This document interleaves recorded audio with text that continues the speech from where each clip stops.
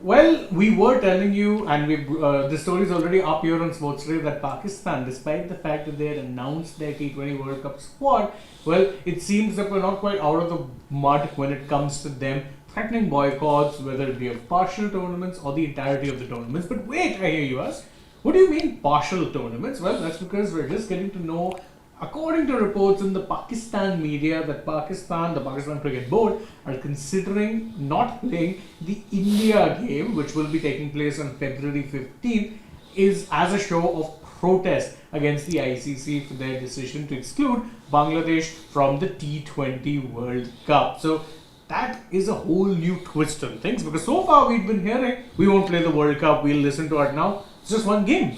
I'm just amused with what keeps happening in Pakistan cricket chain, because this is a nation, this is a board that desperately needs the support of the ICC. It's already been put on alert by the ICC to not be up to any sort of misdemeanor. They threatened so much, they've not done anything yet. If this is something that's true, by the way, must we also tell you, while we are bringing this story to you, this is not we here at Sports Today have picked up, this is what is being reported across the border. Pakistan media is now claiming that the PCB is getting into a huddle. In fact, they are in consultation not just with the top hierarchy, not just with the Prime Minister, but also with the players, and they're thinking of boycotting the India match so that they can cause a severe dent to ICC's financial pool. They want to ensure that there is a commercial hit that ICC feels because of an act which is done by Pakistan. They want to get back not just at the BCCI but also at the ICC for having given a decision which Pakistan feels favored more one board than the other. So that is what Pakistan cricket are up to right now. They're thinking, how is it that we can get back at the BCCI? How is it that we can get back at the ICC? And can I tell you, if they're thinking at the moment that okay, we'll pull out of that India match, and that's going to cause a severe dent or give them a huge financial hit. Sorry about that.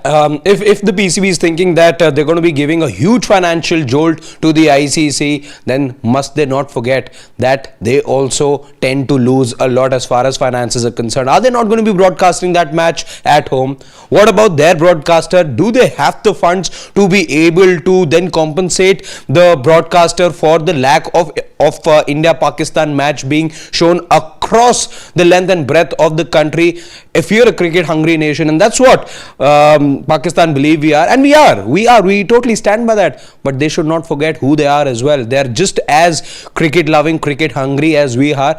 And let me not even get into the poverty of the country. Let me not even get into how bad a state the national economy finds itself. Even the PCB, it's not like they have some huge coffers over there, and they're going to be stripping the broadcaster and their own selves a lot of money if they don't go ahead with this match. This once again looks like an empty threat to me, one that they cannot stand by. Also, they don't technically have a leg to stand on. See, previously, if you go by precedent when it comes to these things, you had Australia skip out a match in Sri Lanka because they said there was security concerns. Yeah. 96. There was valid reason, Shane. A couple of weeks back, there was a blast. And 2003 too, you'd remember that England skipped out Zimbabwe.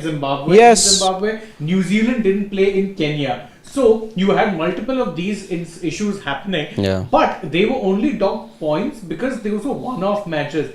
Pakistan, it is worth remembering, play all of their games in Sri Lanka. Also, so what precedent are they going to say? Are they saying boycott and protest? Then ICC will come down heavily on that. Exactly. What the ICC has already done is, and this is where PCB will once again, for the umpteenth time, miscalculating things. If they are forgetting that the ICC anyway has adhered to their request of a hybrid model of keeping their matches in Colombo, then they must not forget that the ICC have already made an exception, and they will not take this misbehavior, this tantrum of theirs will not be entertained at all. So you cannot be telling the ICC, listen, you've not done anything for us. You have only heard the BCCI over here. You've only come up with all the decisions that favor one country.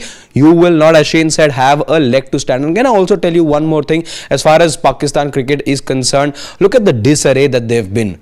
Look at the absolute disarray that they've been in. You tried to prop up Bangladesh over there and you fell flat. There was not one nation besides Bangladesh Bangladesh that got your support, or that whole thing of you trying to get back at India? Nothing that you got from anyone. Did the Australian Cricket Board vote just the way that you did? No, 14-2. Let me remind Pakistan and everyone watching us, 14-2 was the final verdict. So if there was any sort of truth in what, or if there was any sort of legitimacy in what Pakistan were trying to conjure up just about a week back, then they were exposed. And if they're trying to do this again, then they're only digging themselves a deeper hole. And I will not be surprised if more and more nations start coming together. The BCCI has yet to make its move, by the way, but trust you me, if this is what Pakistan cricket are intending to do, and if they go ahead and do that, I'll be very surprised. I don't think they really have the spine to go ahead and do that. They don't have the funds, they don't have the spine to be able to do this. This can all be this can just be lip service, this can just be narrative building at best. Yeah, it's nothing more than that. Let's be very frank. At this point in time, whatever it is that we are seeing from them is lip service. It is them trying to show to Bangladesh that, look, we are standing by you. But this, it all seems like, because it's very much what it is, politics playing out using cricket as a vehicle. That's exactly what's being done. Because when you're looking at it from a normal perspective, from if you think with calmer heads, I know that can be tough in such situations, but think about it from a calm head. Does Pakistan boycotting that match do anything for Bangladesh? It doesn't. Also, can I just point out one more, since that report that Shane and I are talking about over here, which is being circulated in Pakistan, it says, as I'd also earlier said, that they will be consulting not just their premier, but they will also be consulting their players. What did Mohsin Naqvi say yesterday to the whole world and to the Pakistani Awam? He said that we're going to the government. Exactly. In just one day. Now it's suddenly become consulting the players? Exactly. Is this now a decision of the players or the government? You guys decide first. And what are the players going to be telling you if this is a government decision? Has there ever been a precedent globally across sports where the players have managed to usurp what the government has said? You've literally gotten the case study of what happened with Bangladesh. Exactly. They wanted to play. The players wanted to play. The Bangladesh Cricket Board asked for extensions of the deadline because they tried convincing the government that no, please let us play. When the government stands firm, there's precious little you can do about it. So if you're going to consult the players will say, boss, we want to play. It's that simple. There's no case. I refuse to believe there'll even be a single player in that dressing room who will say, no, we want to boycott. Of course, the only way I can believe that happening is if they're afraid of being thrashed by India. Exactly. Which is a very valid fear. I totally get that. I get that. After you're seeing what India have done to New Zealand, and if you want to boycott this game as like a face save, if that's the case, then bravo, masterstroke.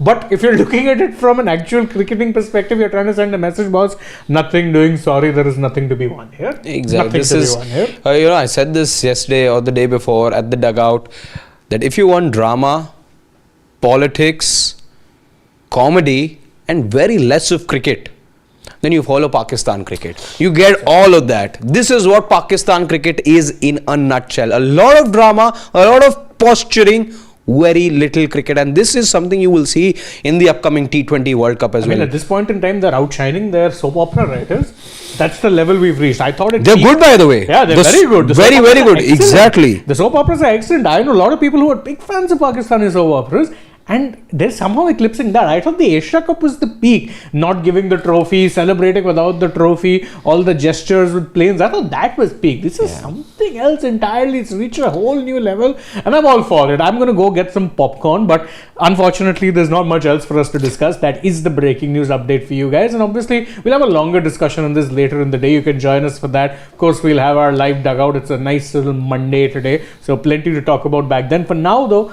Harshit and I will take your leave, but thank you guys so much for joining us. As always, if you enjoy our work, like, share, subscribe, leave us a comment, subscribe to the channel, and tap the bell if you haven't already, and also follow us on